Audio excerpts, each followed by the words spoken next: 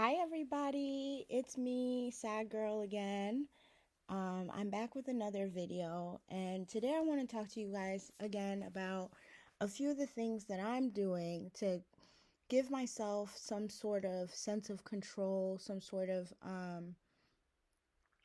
action towards, walking the walk and talking the talk and showing up for Earth, showing up for my fellow human beings, and just decolonizing my life.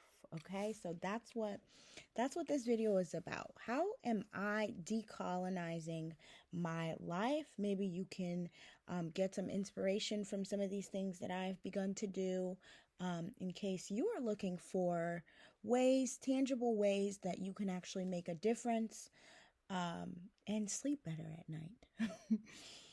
So, the first thing that I did was cancel my subscriptions. I canceled my Amazon subscription. I don't have to tell you how horrible Amazon is in terms of how they treat their workers. The way they treat their workers, the way that they're sourcing their materials, the way that they are polluting the environment, and on top of just like the horrible business that they do, Jeff Bezos is also just kind of horrible, and I'm tired of giving him money. So canceled Amazon. I no longer work with Amazon at all. I also canceled my Netflix. I also canceled the only streaming service I have right now is Hulu, and that's because I need cartoons. I need cartoons. It's just like the one thing I need to actually, pick my spirit up sometimes when I have a lot going on. I just need to escape. So I get it. We can't do everything all at once. Eventually I will get there, but I think right now I'm doing a lot. Well, I don't want to say I'm doing a lot, but you know what I mean. I'm not expecting you to just overhaul completely your life. You still need to take care of yourself. So keeping my Hulu is self-care for me. But I've gotten rid of Amazon, gotten rid of Netflix, gotten rid of my AT&T subscription. I used to have my phone with AT&T as well as my internet.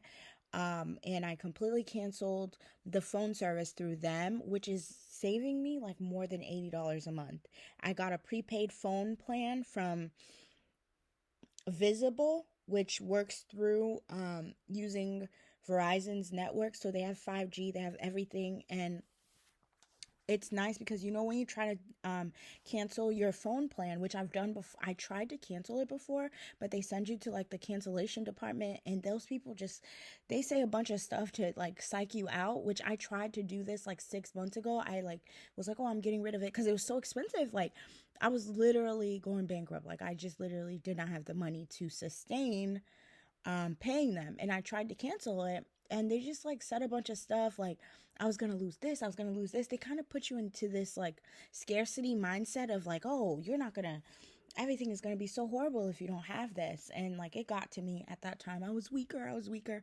But what I was saying is the good thing about it is when you transfer to Visible, you don't even have to cancel it yourself. They'll cancel it for you. It was mad easy. Same day they canceled everything, transferred my number, and now my phone bill is only $35 a month. I have everything I had, basically, that I had at AT&T that I was paying for over $100. I have now for $35 a month. And I'm telling you, the service is really good. I haven't noticed a difference.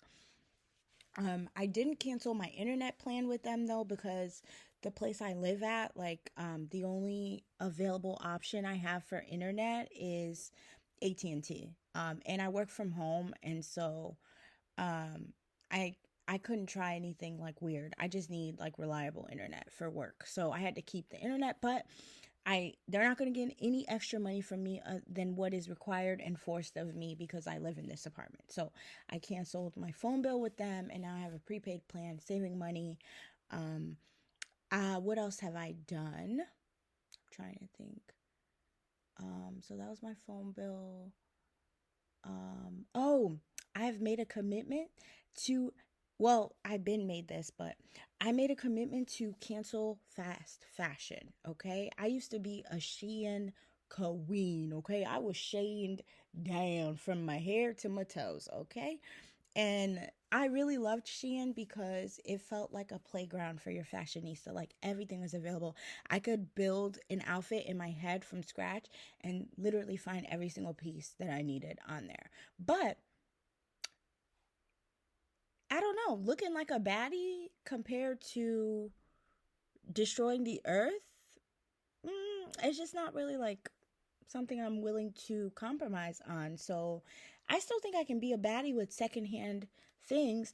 And honestly, my closet is filled to the brim. Like, I'm not gonna even expose myself too much, but I know it looks empty right now. I'm sitting on a pile of clothes. I just have a lot of clothes, okay? So I don't need to be shopping no more. I could do clothes swaps.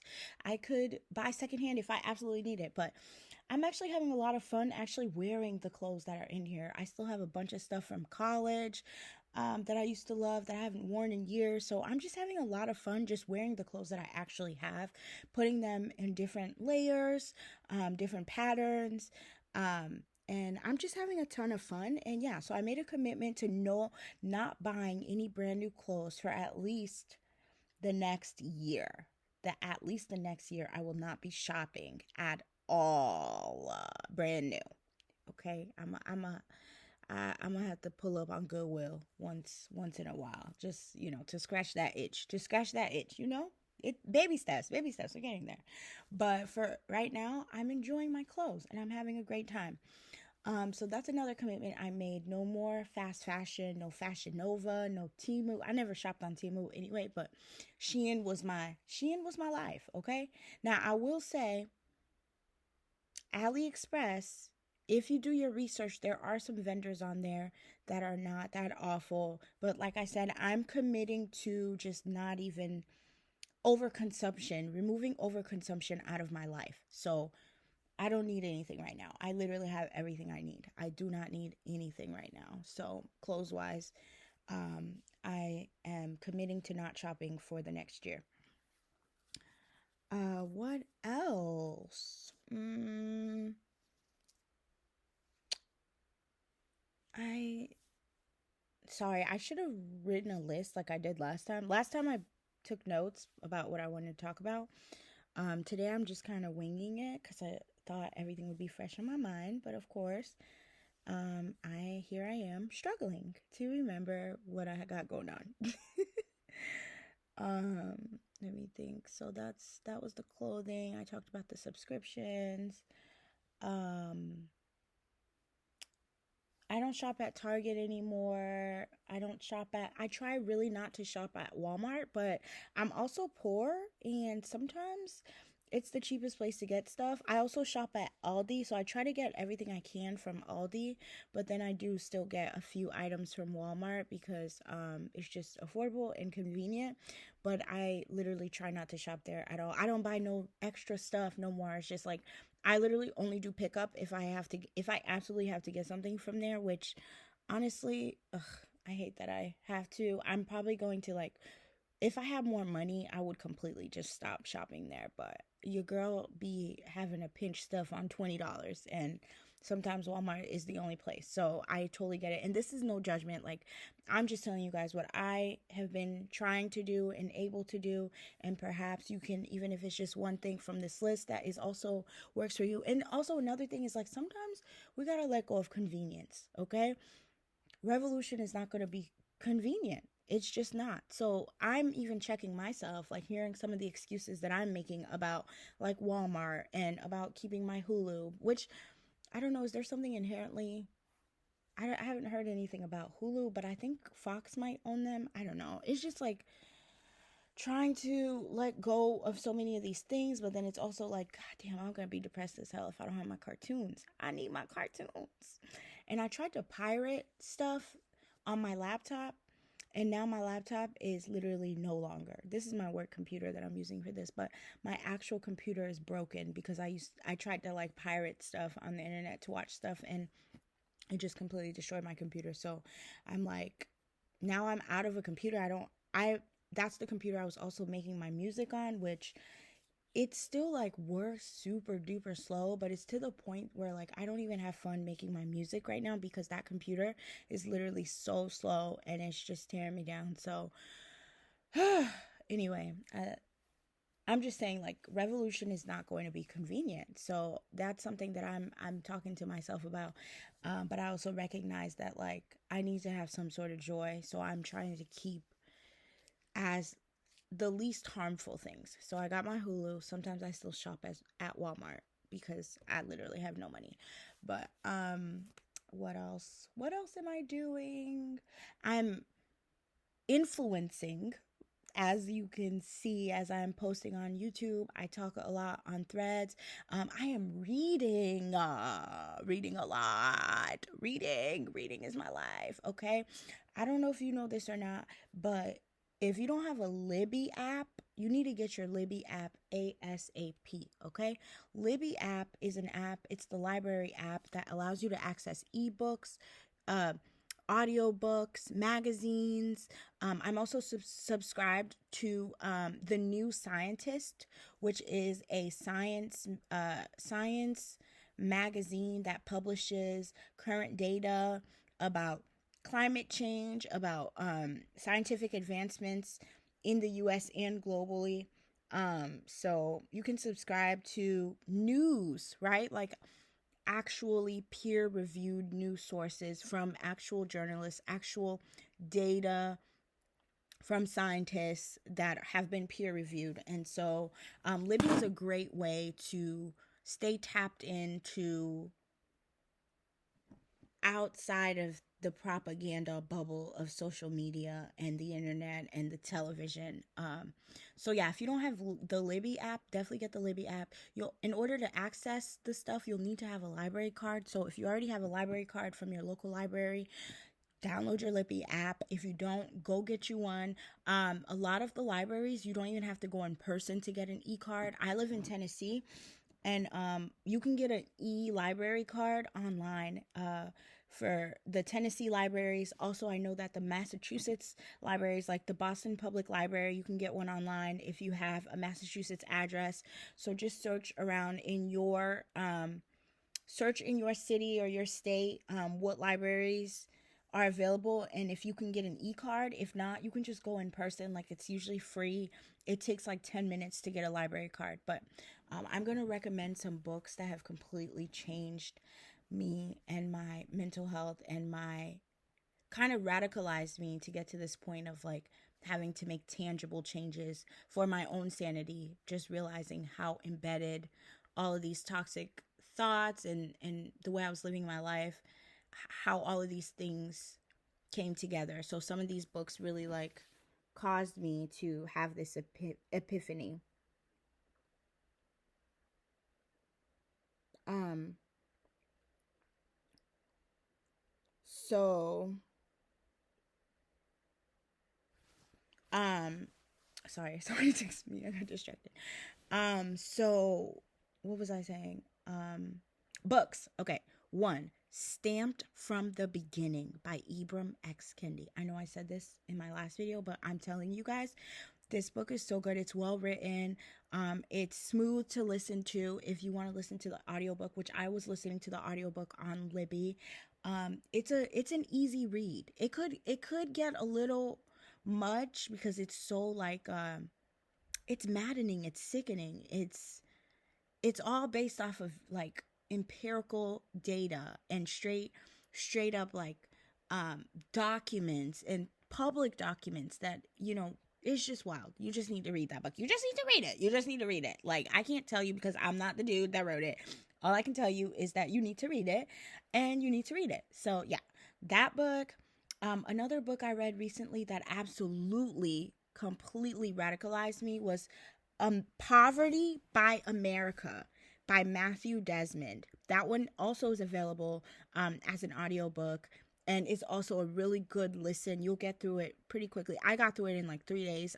There's nothing else I wanted to listen to but that book. Like, it just gives you so many tangible examples of what is going on in this nation, and how poverty is 100% a construct of capitalism and colonialism. So those two books absolutely must read this week, this month. ASAP. Read those books. Okay. Yeah. I need to think about more books. I don't know why I'm acting so slow today. Like, I should have took notes. Next time I will take notes so y'all don't have to deal with me being all I don't remember anything. And I ain't even I don't know if y'all noticed, but in my last video I was cooked. When I watched it back, I was like, wow, that was wrong. I should not have smoked before I did that video, because y'all just got a half.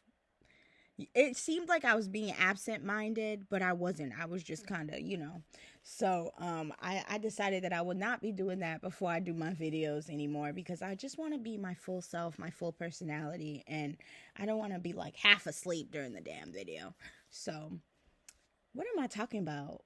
Did I tell y'all I have ADHD? I'm sure you could tell now. If I didn't tell you before, I'm sure you could tell. I got ADHD, and I be in the middle of a sentence and don't be knowing what the hell I was talking about when I started it. Like, what? What am I talking about? Books. I was talking about books. I'll leave y'all with those two for now, and I'll give you more recommendations in my next video. Which in my next video, I'm gonna talk to you about my journey, my awakening. How did I get to this point? What are the series of events that led me to this moment? It's actually the tea.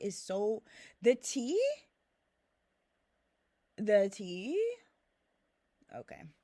Y'all, the tea.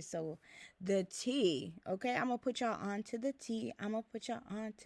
Don't worry. Next video. Yeah, so what am I even talking about?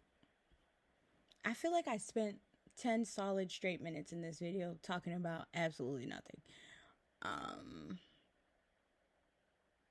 Maybe I was better off being high. Just kidding. Or maybe I am absent-minded. Maybe it's just who I am, okay? Maybe the weed didn't... Maybe I can't blame the weed. What was I talking about? Dang it, guys! I keep forgetting what I was talking about.